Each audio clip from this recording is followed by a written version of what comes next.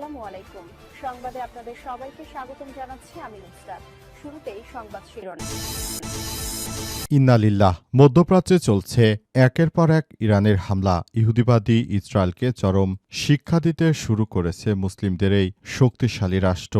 Ayatollah Ali Khamenei তিনি এমন একজন মহামানব ছিলেন যে তিনি পবিত্র কোরআনকে তার বুকে ধারণ করে মৃত্যুকে আলিঙ্গন করেছেন, কিন্তু তিনি কখনোই এই ইহুদিবাদী ইসরায়েলিদের সঙ্গে আপোষ করেননি। তিনি সবকিছু সুন্দরভাবে পরিচালিত করেছেন। কিন্তু মধ্যপ্রাচ্যের মুসলিম বিশ্বের যে ইহুদিবাদী সম্প্রদায় রয়েছে তাদের সঙ্গে কিছু দেশ আঁতাত করেছে। এর মধ্যে সৌদি আরব, সংযুক্ত আরব আমিরাত, কাতার, কুয়েত, বাহরাইন সহ যারা রয়েছে তারা মূলত ইহুদিদের সঙ্গেই আঁতাত করে চলছে। তাদের সম্পর্কে পবিত্র কুরআনে বলা হয়েছে যে সূরা আনফালের আয়াত নম্বর ৬০, তাদের সাথে অর্থাৎ ইহুদি ও খ্রিস্টানদের সঙ্গে যুদ্ধ করার জন্য তোমরা যথাসাধ্য শক্তি, সাজ সরঞ্জাম এবং ঘোড়াসহ অর্থাৎ বর্তমান যে প্রযুক্তির সামরিক অস্ত্র রয়েছে সেগুলো তৈরি করে রাখার জন্য আল্লাহ পাকের পক্ষ থেকে নির্দেশনা দেওয়া হয়েছে।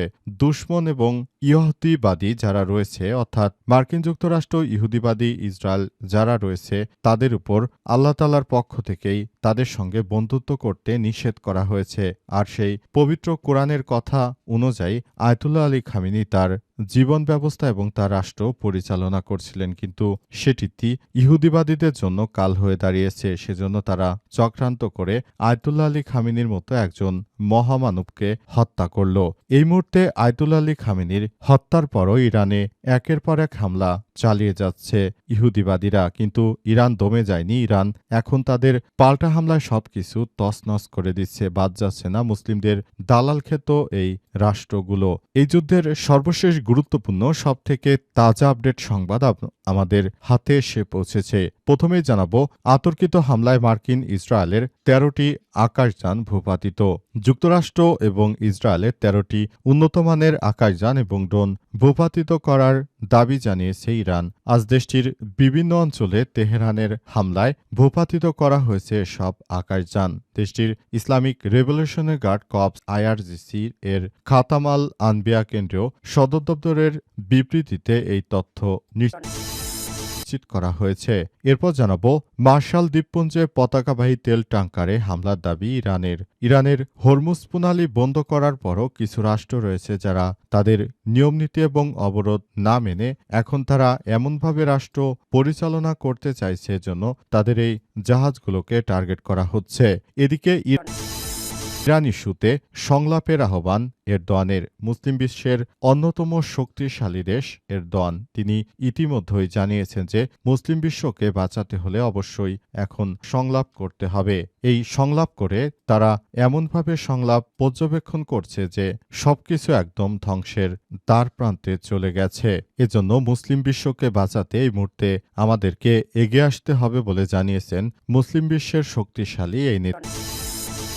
এবারে জানাবো, ধ্বংসপ্রাপ্ত স্থানের ছবি শেয়ার করলে কঠোর প্রতিক্রিয়ার হুঁশিয়ারি ইরানের। ইরানের গোয়েন্দা মন্ত্রণালয় সতর্ক করে বলেছে যে যুক্তরাষ্ট্র এবং ইসরায়েলের হামলায় ক্ষতিগ্রস্ত স্থানের ছবি বা ভিডিও শেয়ার করলে ব্যবস্থা গ্রহণ করা হবে। নিজ দেশের নিরাপত্তার স্বার্থে এই ব্যবস্থা গ্রহণ করেছে তারা। এবং সর্বশেষ জানাবো, উত্তরায় অসহায়দের জন্য জামাতের ইচ্ছা পূরণ কর্মসূচি। রাজনীতি শুধু রাজনীতি নয়, বরং আর্তমানবতার মুক্তি ও গণমানুষের কল্যাণে নিয়োজিত করতে রাজনীতি সংশ্লিষ্ট সবাইকে ইতিবাচক মনোভাব নিয়ে এগিয়ে আসার আহ্বান জানিয়েছে জামাত ইসলাম। ঢাকা মহানগরী উত্তরা আমির মোহাম্মদ সেলিমুদ্দিন আজ রাজধানীর উত্তরার আজমপুরের বিডিআর মার্কেটে উত্তরা জামাত আমির এর আয়োজনে গরিব ও অসহায় মানুষের মাঝে ইচ্ছা পূরণ কর্মসূচির তিনি এসব কথা জানিয়েছেন। সেখানে অনেকের ইচ্ছাই পূরণ করা হচ্ছে। যার যে ধরনের ইচ্ছা রয়েছে জামাতের পক্ষ থেকে সেটি পূরণ করার জন্য সর্বোচ্চ প্রচেষ্টা চালানো হচ্ছে। প্রিয় দর্শক, এতক্ষণ শুনছিলেন সংবাদ শিরোনাম, এবারে বিস্তারিত। তবে তার আগে বন্ধুরা অনুরোধ থাকবে এই সংবাদটিতে একটি লাইক দিন। এই চ্যানেলে আপনি নতুন হয়ে থাকলে আমাদের সংবাদটি দেখতে দেখতে চ্যানেলটি সাবস্ক্রাইব করে রাখুন। কমেন্ট করে বন্ধুরা আপনার মূল্যবান মতামত জানিয়ে দিন আপনি বিশ্বের কোন দেশ থেকে বা বাংলাদেশের কোন স্থান থেকে আমাদের সংবাদটি দেখছেন এবং শুনছেন। আর বন্ধুরা, সংবাদটি আপনার সোশ্যাল মিডিয়া ফেসবুকে শেয়ার করে বন্ধুদেরও দেখার সুযোগ করে দিন। গাজা যুদ্ধে আপনি যদি নিরীহ ফিলিস্তিনিদের ভালোবেসে থাকেন, কমেন্টে ইয়েস লিখে পুরো বিশ্বকে জানিয়ে দিন। এবারে বিস্তারিত। আতর্কিত হামলায় মার্কিন ইসরায়েলের ১৩টি আকাশযান ভূপাতিত। যুক্তরাষ্ট্র এবং ইসরায়েলে ১৩টি উন্নতমানের আকাশযান ও ড্রোন ভূপাতিত করার দাবি জানিয়েছে ইরান। গত ২৭শে ফেব্রুয়ারি থেকে শনিবার ৭ই মার্চ পর্যন্ত দেশটির বিভিন্ন অঞ্চলে তেহরানের হামলায় ভূপাতিত করা হয় এসব আকাশযান। দেশটির ইসলামিক রেভলিউশনারি গার্ড কর্পস আইআরজিসির খাতামাল আনবিয়া কেন্দ্রীয় সদর দপ্তরের এক বিবৃতিতে বলা হয়েছে যে এসব ড্রোন ইরানের বিভিন্ন অঞ্চলে প্রতিহত করা হয়েছে। বিবৃতিতে বলা হয়েছে যে ক্ষেপণাস্ত্র ও আর্টিলারি প্রতিরক্ষা ব্যবস্থার মাধ্যমে আতর্কিত হামলায় MQ-9 হারমেস ও আরবিটার ধরনের মোট ১৩টি ড্রোন ভূপাতিত করা হয়েছে। ইরানের উত্তর পশ্চিম ও পশ্চিম দক্ষিণ অঞ্চলের পাশাপাশি ইস্পাহান, কেরমান এবং রাজধানী তেহরান এলাকাতেও এসব ড্রোন ধ্বংস করা হয়েছে বলে জানানো হয়েছে। ড্রোনগুলো এতটাই খারাপ আকার ধারণ করেছে যে ড্রোনগুলো একদম নামিয়ে ফেলেছে ইরানের বিপ্লবী গার্ড বাহিনীর সদস্যরা। ইরানের এই বিপ্লবী গার্ড বাহিনীর সদস্যরা তারা ইতিমধ্যেই দখলদার ইসরায়েলের বিরুদ্ধে যে ধরনের বড় যুদ্ধের ঘোষণা দিয়েছে, এই যুদ্ধ চলতে থাকলে দখলদার বাহিনী ভবিষ্যতে পুরো পৃথিবী থেকে নিশ্চিহ্ন হয়ে যাবে। তাদের আর কোনোভাবে বাঁচার কোনো অধিকার নেই, কারণ তারা নিরীহ ইরানিদের উপর হামলা চালিয়ে যে বর্বরতা করেছে সেটি ইতিহাসের পাতায় লেখা থাকবে। মার্শাল দ্বীপপুঞ্জের পতাকাবাহী তেল ট্যাংকারে হামলার দাবি ইরানের। ইরানের Islamic revolutionary guard corps IRGC দাবি করেছে পারস্য উপসাগরে মার্শাল দ্বীপপুঞ্জের পতাকাবাহী একটি তেলবাহী ট্যাংকারে তাদের বাহিনী হামলা করেছে বলে জানিয়েছে রয়টার্স। আইআরজিসির ওয়েবসাইটে সেপা নিউজ এ প্রকাশিত বিবৃতিতে বলা হয়েছে, লুইস পি নামের বাণিজ্যিকভাবে পরিচিত এই তেল ট্যাংকারটি পারস্য উপসাগরের মাঝামাঝি এলাকায় একটি ড্রোন হামলায় আঘাতপ্রাপ্ত হয়েছে।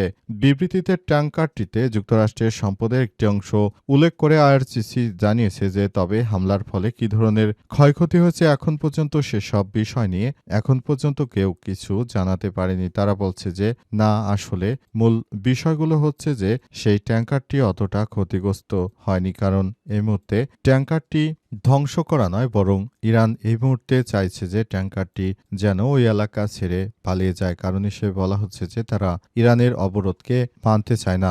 অবরোধকে প্রতিহত করার জন্য মূলত এই কার্যক্রম চালিয়ে যেতে হচ্ছে বলে এমনটাই ধারণা করা হচ্ছে। সেজন্য ইতিমধ্যে সব বিষয়গুলো নিয়ে সবার সঙ্গে আলাপ আলোচনা করে তারপর ইরানের সশস্ত্র বাহিনী যোদ্ধারা তারা এই হামলার কথা পুরো বিশ্ববাসীর কাছেই জানিয়েছে। তারা বলছে যে হামলার ফলে আসলে ওই অঞ্চল জুড়ে বড় ধরনের সমস্যার সৃষ্টি হচ্ছিল এবং সেগুলো আসলে ঠিকঠাক করার জন্য তারা কাজ করছে। ইরান ইস্যুতে সংলাপের আহ্বান এরদোয়ানের। তুরস্কের রাষ্ট্রপতি রিসেপ তাইপ এরদোয়ান ব্রিটিশ প্রধানমন্ত্রী কেয়ার স্টারমারকে বলেছেন যে ইরানের বিরুদ্ধে সংলাপের পরিস্থিতি তৈরি করতে আরও কিছু করা যেতে পারে। তুরস্কের রাষ্ট্রপতি এক বিবৃতি অনুসারে জানিয়েছেন যে আজ স্টারমারের সঙ্গে ফোনে কথা বলার সময় এরদোয়ান বলেছেন যে তুরস্কের কূটনৈতিক প্রচেষ্টা অব্যাহত রয়েছে। তিনি আরও বলেছেন, আঙ্কারা ইরানের উপর হামলার পরের ঘটনাবলী নিবিড়ভাবে পর্যবেক্ষণ করছে। একই সঙ্গে তিনি সতর্ক করে বলেছেন যে দীর্ঘস্থায়ী হস্তক্ষেপ আঞ্চলিক ও বৈশ্বিক স্থিতিশীলতার জন্য মারাত্মক ক্ষতির কারণ হতে পারে। তুরস্কের মধ্যে উত্তেজনা কমাতে এবং পুরো মধ্যপ্রাচ্যে আবার শান্তি ফেরাতে এই মুহূর্তে সবথেকে বড় ভূমিকা পালন করতে হবে মুসলিম বিশ্বকে। তারা যদি মনে করে যে এভাবে চলতে থাকবে তাহলে ভবিষ্যতে তাদের জন্য বড় ধরনের বিপদ আরও বয়ে নিয়ে আসবে, কারণ এই মুহূর্তে তারা যাদের উপর ভর করে মুসলিম বিশ্বের উপর হামলা চালানোর কথা বলেছিল, প্রকৃতপক্ষে তাদের উপর হামলা চালিয়ে সবকিছু আসলে নিয়ন্ত্রণ করা সম্ভব হচ্ছে না। তাই এখনই এসব যুদ্ধ বন্ধ করার জন্য সবাই মিলে ইতিমধ্যেই এই বিষয়গুলোকে নিয়ে কাজ শুরু করতে হবে। সেজন্য আমরা আমাদের জায়গা থেকে এখন অনেক বেশি সতর্ক হচ্ছে এবং তাদেরকে আমরা জানাই তারা যেন ওই প্রক্রিয়াগুলোর মধ্যে অনুসরণ করে এবং পুরো প্রক্রিয়ার মধ্য দিয়ে তারা যদি যায় তাহলে হয়তো এই সংকট অচিরেই হয়তো ঠিক হয়ে যেতে পারে এবং এই সংকট আর থাকবে না। সংকট মোকাবেলা করার জন্য সবাইকে নিয়ে আমরা আমাদের এই কার্যক্রম চালিয়ে যাওয়া বলে এমনটাই জানিয়েছেন তিনি মনে করেন যে এই সংকটগুলো আসলে এই মুহূর্তে মোকাবেলা করা আমাদের জন্য অনেক বেশি প্রয়োজন, কারণ সংকট যতই ঘনীভূত হবে ততই দেশের ক্ষতি হবে।